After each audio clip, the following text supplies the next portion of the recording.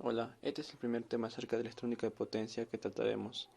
Este tema será acerca de los diodos semiconductores de potencia y sus circuitos. Un diodo semiconductor, como su propio nombre lo dice, es un dispositivo electrónico que bajo ciertas condiciones trabaja como un conductor o un aislador. Es básicamente como un interruptor. En esta imagen podemos observar un diodo de potencia tipo disco. Eh, y en esta otra imagen podemos observar cómo es que trabaja. Podemos ver las partes del diodo y en qué sentido fluye la corriente. Como podemos observar, esta corriente fluye desde el ánodo hacia el cátodo. El diodo también es conocido por el nombre de unión PN, debido a que está compuesto por un semiconductor tipo P y un semiconductor tipo N. Ahora, ¿por qué estos dos semiconductores forman el diodo? Esto es debido a que a la combinación de estos dos semiconductores hacen posible que el diodo conduzca o interrumpe el paso de la corriente eléctrica, dependiendo de cómo lo polaricemos. Como podemos ver, tenemos una polarización directa y una polarización inversa. En esta imagen podemos observar que existen tres zonas: la zona P, que es la verde, la zona N y la zona de deflexión. Ahora, para entender qué es la zona de deflexión, debemos saber que durante la fabricación del semiconductor tipo P o tipo N, estos tienen como característica principal una resistencia muy alta para que trabaje como un conductor, y así como también tienen una resistencia muy baja como para que trabaje como un aislador. Entonces lo que se le hace es añadir impurezas a estos dos semiconductores y doparlos. Este dopado consiste por ejemplo, en los semiconductores de tipo P, consiste en crear como unos huecos. O sea, por decirlo así, quitar electrones. Y al quitar eso, los electrones quedan unos huecos. Y el dopado en el tipo N, semiconductor tipo N, consiste en eh, crear electrones sueltos. ¿Y con qué fin? Con el fin de que cuando lo polaricemos directamente, estos huecos de la zona P van a ser llenados por los electrones de la zona N. Eso va a permitir que la corriente fluya. Pero ya, ¿y esta zona de deflexión cómo es que aparece? Mira, como podemos ver en esta parte de acá, esta zona de deflexión es mayor que la de acá. Esta zona de deflexión se da debido a esto, a que en el cátodo están los cationes y acá los aniones. Esto significa que estos tienen repulsión, se están repeliendo. Pero ahora, ¿por qué estos no se atraen? O sea, se atraen, pero no tienen la fuerza suficiente como para juntarse. Entonces, ¿qué es lo que pasa? Esto es lo que hay como una barrera, es como un muro que impide que pasen. Entonces, esos no tienen la suficiente fuerza como para pasar. Los electrones de acá no tienen la suficiente fuerza como para llenar estos huecos. Entonces, ¿qué es lo que pasa? Cuando nosotros polarizamos directamente, estos electrones de acá pasan a llenar estos huecos. Y la zona de deflexión disminuye, pero no desaparece. Esta zona de deflexión es lo que crea la caída de tensión del diodo. Es por eso que en los diodos de silicio se produce una caída de tensión de 0,7 voltios y en los diodos de germanio una caída de tensión de 0,3 voltios. Ahora, si pueden ver esta curva de acá, miren, cuando el diodo está polarizado directamente, o sea, es polarizado directamente, la corriente fluye normal de ánodo a cátodo, pero con una pequeña tensión. O sea, esta tensión de polarización directa genera pérdidas, pero no son pérdidas muy grandes. Ahora, ahora vamos a ver acerca de qué es el tiempo de recuperación inverso o la corriente de fuga. Esta corriente de fuga aparece cuando nosotros pasamos el diodo, pasa de una polarización directa a una polarización inversa. Recuerden que le dije que los huecos son llenados por los electrones. Ahora, eso es lo que sucede cuando está polarizado directamente. Cuando está polarizado inversamente, hacen los electrones es regresar a su posición original. Ahora, ese tiempo que se demora ese tiempo que se demora en regresar, se le llama tiempo de recuperación inversa. Y eso genera una corriente negativa. Una corriente negativa. Y bueno, en pocas palabras, esa corriente negativa es causada debido a que los electrones están regresando a su posición original. O sea, están regresando de la zona P a la zona N. Ahora, eso solamente se da cuando el diodo es polarizado inversamente. O sea, digamos que nuestro diodo está alimentado por una senoidal, una onda monofásica, y en este tiempo, este semiciclo positivo, normal, el diodo va a conducir la corriente. Pero cuando llegue a cero, este punto cero, en este punto de acá, ahí es cuando se va a invertir la polarización y va a ser una polarización inversa, lo que va a causar que los electrones pasen del lado P al lado N. Y va a durar este tiempo. Entonces, dura es un pequeño tiempo, un tiempo muy corto. Ahora, básicamente, este, este, sí- este, este, esta gráfica de acá muestra cómo es que trajo un diodo real. Como pueden ver, como les expliqué hace rato, la zona de presión causa la caída de tensión del diodo, y permite el paso de la corriente. Y cuando es polarizado inversamente, lo que causa una corriente de fuga inversa o corriente instantánea, que dura poco, pero genera pérdidas también.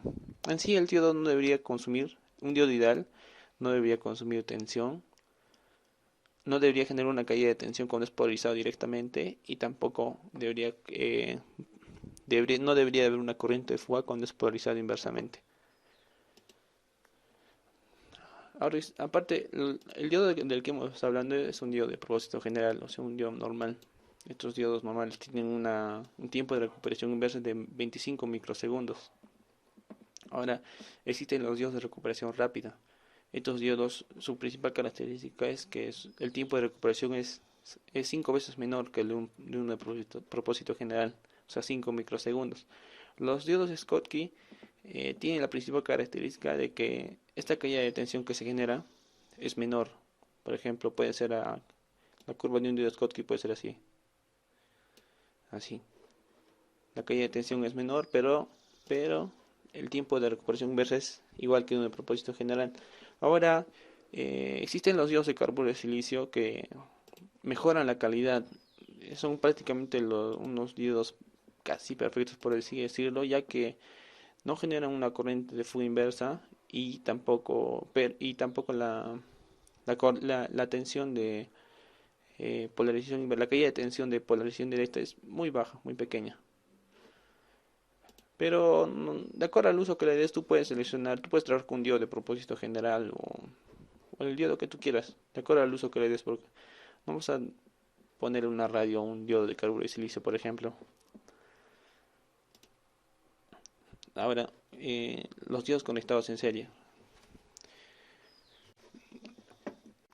¿Cuál es el principal motivo de esto? Este circuito mayormente es utilizado en sistemas en líneas de transmisión de corriente directa en grandes potencias. ¿Cuál es el beneficio de esto? Como pueden ver acá, miren, el diodo, o sea, la caída de tensión del primer diodo es casi igual a la del segundo diodo. Son caídas de tensión, o sea, en polarización inversa, son casi las mismas. Pero la diferencia es que, miren, la, la, al tener una corriente, al polarizarlo inversamente el circuito, ¿qué es lo que va a pasar? O sea, se va a crear una corriente de fuga inversa, pero las caídas de tensiones de los diodos van a ser muy diferentes. Y eso es lo que nosotros no queremos, ¿no? Porque un diodo perfecto no debería tener, como vimos en anteriores diapositivas, no debería tener una caída de tensión en sentido directo, y tampoco debería haber una corriente de fuga. ¿Esto qué quiere decir? Que el diodo perfecto sería aquel que soporte tensiones infinitas cuando es polarizado inversamente, y corrientes infinitas cuando es polarizado directamente. Ahora, ¿esto qué va a generar? Que este diodo eh, soporta más tensiones que el otro diodo y puede provocar daños a este diodo o incluso malograrlo y dejarlo fuera de servicio. ¿Qué es lo que se hace?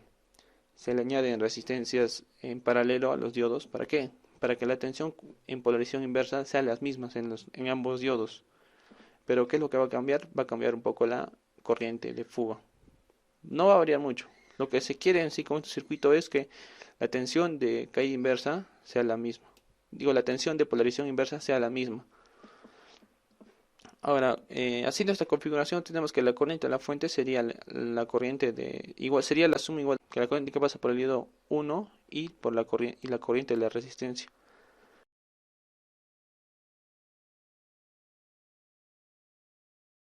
Igual, y eso sería igual a la corriente del diodo 2 más la corriente de la resistencia 2. Estas corrientes son casi las mismas. O sea, estos valores de corriente que salen son casi las mismas. Es por eso que se utiliza esa configuración de diodos conectados en serie con unas resistencias.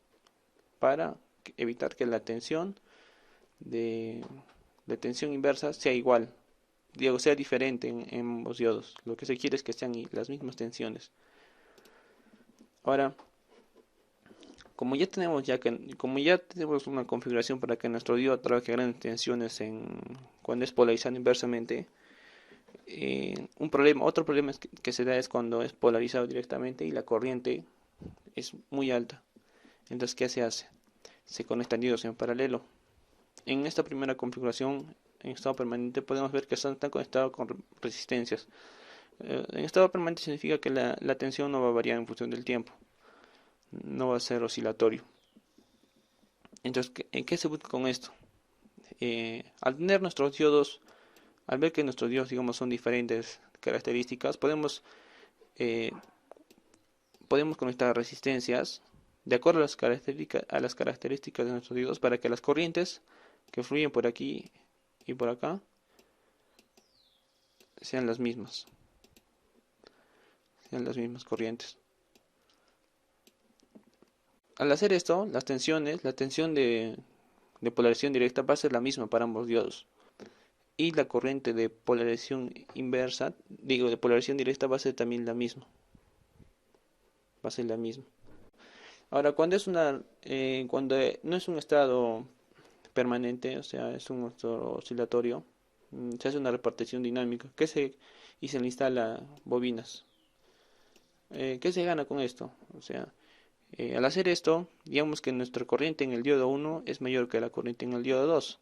Lo que va a pasar es que nuestra bobina se va a sobrecargar y va a llegar un punto en que esta tensión va a alimentar a esta tensión de la bobina. Va a alimentar esta bobina y va a generar que la corriente de acá, que esta corriente se reparta por esta corriente de acá también, a esta corriente de acá. Entonces lo que va a generar es que la corriente va a ser igual en ambos diodos.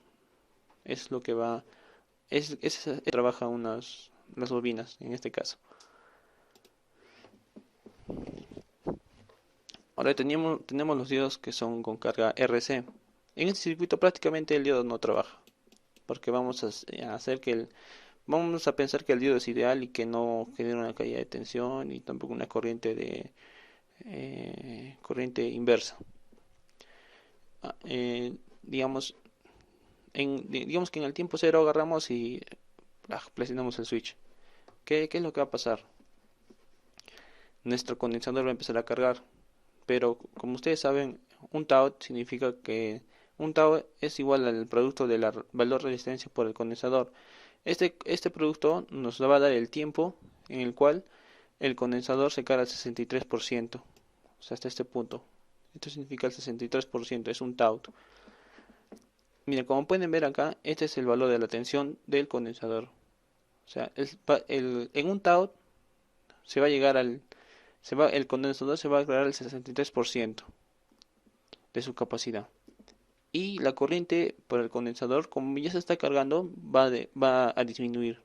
¿En cuanto? En un 36%.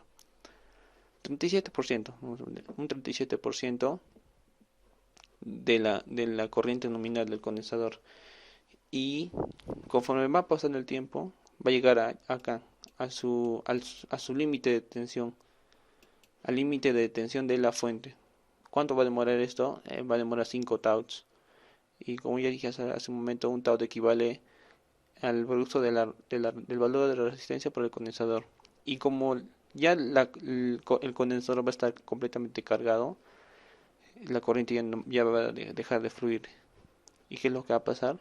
Se va a hacer cero. Al momento que la tensión llega a su máximo valor del condensador, la corriente se va a hacer cero. Ahora, ¿qué es lo que pasa con una carga de RL? Sucede casi lo mismo, pero esta vez lo que cambia es el valor del voltaje de la corriente. ¿Qué significa esto? Que la corriente va a aumentar en la bobina. Igual, a un tau es el 63%. Y bueno, en este caso es un tau es el valor de la división entre el valor de la bobina en hercios y el valor de la resistencia. Y la tensión va a disminuir exponencialmente conforme la corriente aumenta. Ven, como pueden ver, es la, es casi parecido al condensador, pero los valores de voltaje y corriente las magnitudes están al revés. En este caso la tensión aumenta y la corriente disminuye, y en este caso, en este circuito, la tensión disminuye y la corriente aumenta. Ahora, ¿qué es lo que pasa con un diodo con carga LC? ¿Se acuerdan que les dije que en una bobina la corriente aumenta, la corriente aumenta y la tensión disminuye? Digamos que vamos a dibujar una onda así, ¿ya?, de tensión. Digamos que esta es la tensión de la bobina. Ya miren, ¿qué es lo que va a pasar? Al principio va a haber mayor tensión en la bobina, ¿sí o no? ¿Se recuerdan cuando vimos las gráficas de la bobina? La tensión al comienzo, en el tiempo cero, es mayor en la bobina. Es alta, y conforme pasa el tiempo va cayendo la tensión, o sea, va disminuyendo el valor de la tensión. Entonces acá vamos a simular que la tensión es alta, y conforme va bajando la tensión, su corriente va aumentando hasta que llega a un punto cero, ¿no? Y ya no va a dejar de aumentar. Ahora que, como pueden ver acá, miren, o sea, la tensión al comienzo va a ser mayor en la bobina que en la del condensador. Acá se puede ver claramente, ¿no? Esta es la onda de la señal de la tensión en la bobina. Ahora, ¿qué es lo que va a pasar? Miren, cuando llegue a este punto, o sea, la corriente es máxima en la bobina, la bobina va a dejar de consumir tensión. ¿Y qué es lo que va a pasar? Se va a empezar a descargar. Se va a empezar a descargar y va a empezar a aumentar. Esa energía almacenada va a alimentar al condensador. Va a alimentar al condensador, y, o sea, el condensador va a ser alimentado por esta tensión de la fuente y la tensión de la bobina, lo que va a generar que la tensión del condensador sea dos veces a la tensión de la fuente. ¿Ven? A partir de este punto de acá, la tensión del condensador va a crecer.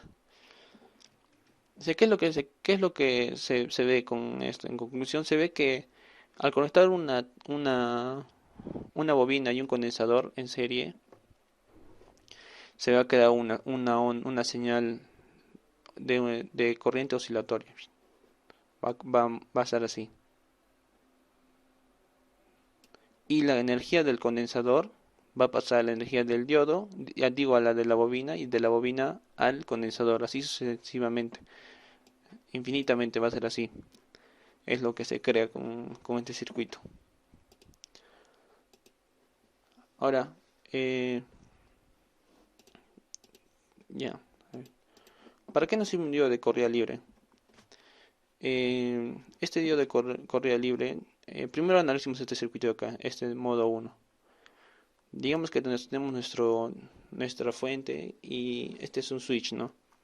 Digamos, cerramos el switch y la corriente en la bobina va a aumentar, va a almacenar energía. Entonces ¿y qué es lo que va a pasar? Cuando la corriente en la bobina, o sea, su energía esté completamente cargada la bobina, vamos a abrir el switch y se va a generar un chisporroteo. Incluso al diodo lo puede dañar, lo puede destruir. Ahora, qué es lo que se quiere con el diodo de correa libre? Este es el diodo de correa libre. ¿Qué es lo que va a pasar? En este caso, va a haber dos modos de trabajo. El primer modo de trabajo es este. La fuente está alimentando al la bobina. Va a ir así.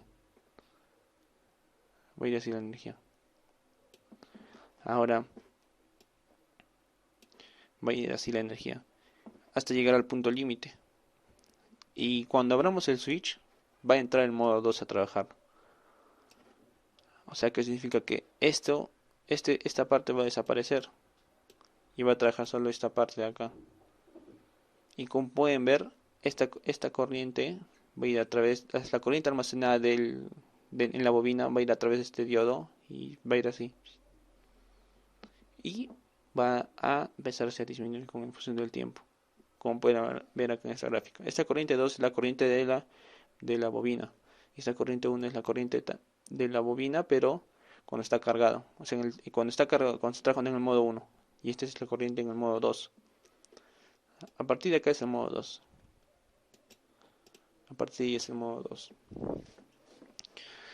Ahora, usualmente esta energía que se almacena en la bobina no se quiere desperdiciar, por lo que se hace una configuración, se le pone una bobina, otra bobina y haciendo como la simulación, como si esto fuera un transformador. Entonces, ¿qué es lo que se quiere con eso?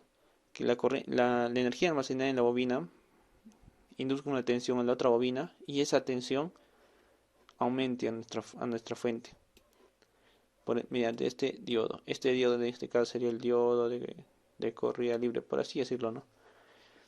Este diodo permitiría que la corriente, digo, la tensión almacenada en este diodo, en esta bobina, sea inducida hacia la otra bobina y alimente a nuestra fuente.